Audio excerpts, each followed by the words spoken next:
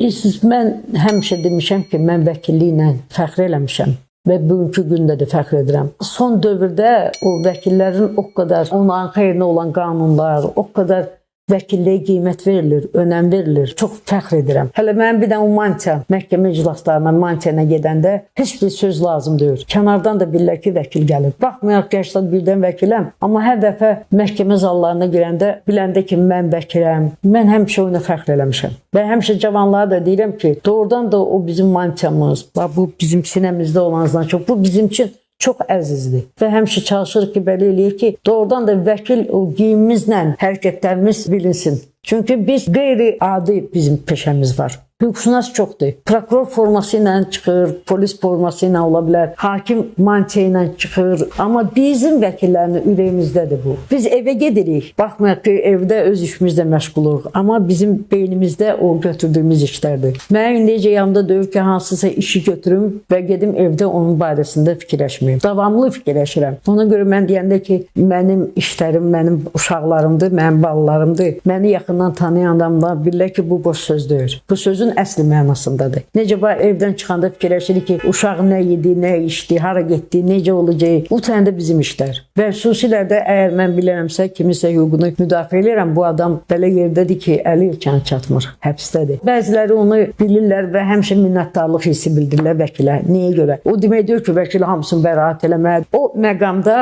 belə bir psixoloji məqam var. Bu adamı həbs eləyəndə ya onun gözünə heç nə görünmür. Onun yanında heç kim ola bilmir. Anasıdır, yoldaşıdır, qızıdır, kimdir? Müəyyən hissəcə, müəyyən yerəcə. Amma sonra onun yanına gedib gələndə vəkil olur. Və o vəkilə bütün öz ailəsindən danışır, tarixini danışır və onun ümid yeri vəkil olur. Baxma ki, tezə qanunlarla zəngiləşmək də olur, evinə əlaqə saxlamaq da olur. Amma o başqa şeydir. Siz vəkil hesab edir ki, bir 50 nəfərin əvəzini eləyir. Çünki evdə əgər qızın bir yolu var, ananın bir yeri, nə? Amma bu vəkil həm analıq eləyir, yaşa baxmayaq ki, cavan olmağına, həm çalışır siz onun hüquqi tərəfdən hazırlayır. Həm onun psixoloqu olur. Çünki o ilə iş aparır davamlı. Gözümün qabağında da həmişə adam var, bir də göz hadisədir, amma bu hazır deyildi ki, onu həbs edəcəklər. Biz o məqamda hər şey qoyub kənara başlayalım ki, ola bilsin həbs olacaqdır. Amma bilginə ki, onu da həmin insanlar tikib, evlər tikən və o deməkdir ki, sən ora getdin həmişə. Amma əsas odur ki, orada sınmayasan, ruhdan düşməyəsən. Onda mənə də hasan olacaq səni müdafiə eləməyə. Çünki bir var mən gəlim səni sakitləşdirim, səninlə danışım, deyim bunu belə. Bir var mən gəlim və başlayım səninlə vəkil kimi işləməyə. Bu ayrı-ayrı məqamlardır və bəziləri çox sağ ol deyiblər. Hətta mənim yanımda bir dəfə birini həbs eləyəndə